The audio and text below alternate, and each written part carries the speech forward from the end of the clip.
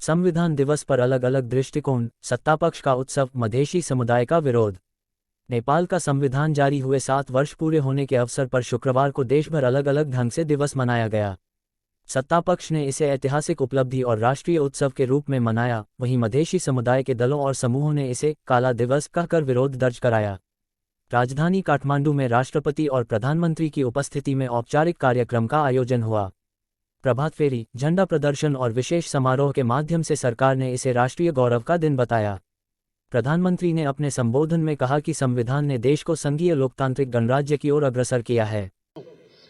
संघीय लोकतान्त्रिक गणतन्त्र संविधानले 1 दशक पूरा गरेको यस गौरवपूर्ण घडीमा सम्पूर्ण नेपाली जनतामा संविधान दिवस 2082 को हार्दिक शुभकामना व्यक्त गर्दछु।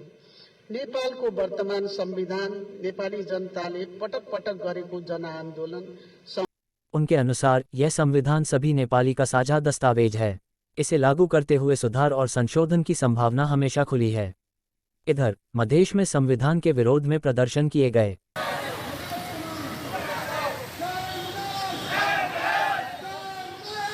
जनकपुर, बिरतामोड, राजविराज, रौतहट, नेपालगंज और बीरगंज जैसे जिलों में मधेश केंद्रित दलों और अधिकारकर्मियों ने काले झंडे के साथ रैली और विरोध सभाएं की।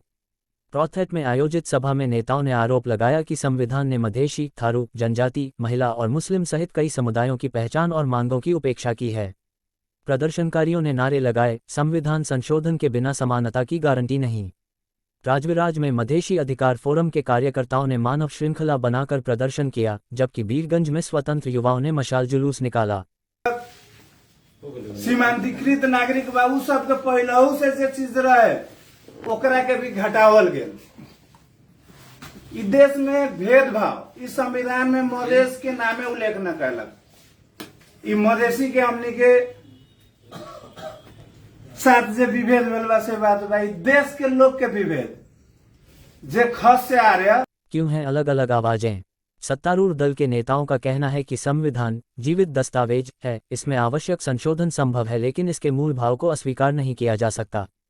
दूसरी ओर मधेशी दलों का आरोप है कि संविधान की बुनियाद ही असमानता पर टिकी है और जब तक इसमें तत्काल संशोधन नहीं किया जाता, आंदोलन जारी रहेगा।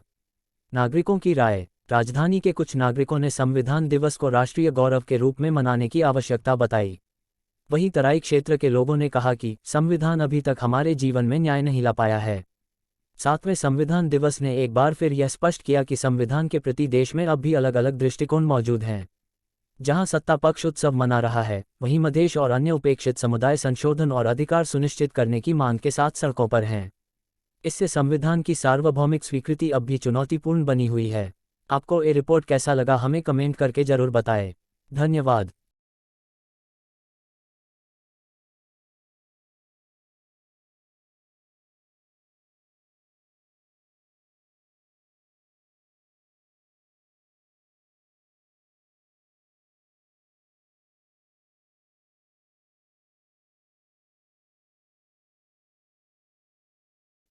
आखिर युवा क्यों नाराज हैं? नेपाल का युवा आज 3 बड़े संकटों से जूझ रहा है। शिक्षा और रोजगार में गहरी असमानता। पढ़ाई महंगी होती जा रही है, लेकिन रोजगार के अवसर उसी अनुपात में नहीं बन रहे। लाखों युवा पढ़ लिखकर भी विदेश जाने को मजबूर हैं। राजनीति में पारदर्शिता और जवाबदेही की कमी। जनता को जवाब देने की बजाय नेता केवल सत्ता और कुर्सी की राजनीति में उलझे रहते हैं। युवाओं की अनदेखी। राजनीतिक दलों के लिए युवा सिर्फ नारा और वोट बैंक हैं, असली निर्णय निर्माण से उन्हें दूर रखा जाता है। नए पुस्ता के युवाओं की मांगें क्या हैं? बात करें तो अब युवा सिर्फ शिकायत नहीं कर रहे, बल्कि स्पष्ट मांगें भी रख रहे हैं। सबको समान और गुणवत्तापूर्ण शिक्षा मिले, देश में ही रोजगार और उद्यम के अवसर बने ताकि विदेश पलायन रुके, भ्रष्टाचार मुक्त सुशासन और जवाबदेह नेतृत्व हो, हर स्तर पर समानता और न्याय की गारंटी हो, और सबसे अहम राजनीति में युवाओं की सीधी भागीदारी हो। देश में आंदोलन के रूप में जगे युवा क्यों डर रही है सत्ता? आज का युवा सिर्फ नारों तक सीमित नहीं है, वह सड़क पर उतर रहा है, नीतियों को चुनौती दे रहा है और न्याय के लिए दबाव बना रहा है। यही कारण है कि भ्रष्टाचार और कुशासन से जुड़े लोग इन युवाओं से डरने लगे हैं, क्योंकि युवाओं की ऊर्जा और सामूहिक आवाज को दबाना आसान नहीं। तर्क और तकनीक से लैस यह पीढ़ी झूठ और फरेब को खुलकर बेनकाब कर देती है। यही जागरूकता कुशासन की जड़ों को हिला देती है। युवाओं की आवाज भविष्य की गूंज। यह आंदोलन या यह आवाज़ किसी एक व्यक्ति या एक मुद्दे की नहीं है। यह है न्याय की मांग, समानता की लड़ाई और सुशासन की आवश्यकता। जब तक ये पूरी नहीं होंगी तब तक गूंजती रहेगी यह आवाज़। यही आवाज़ जो हर कुशासक और भ्रष्ट नेतृत्व के लिए सबसे बड़ा डर है। फिलहाल के लिए इतना ही। आप देख रहे थे कोशिला खबर ऑनलाइन टीवी। अगर आपको यह रिपोर्ट पसंद आई तो कमेंट करके ज़रूर बताइए और जुड़े रहिए अगले अपडेट के लिए। धन्यवाद।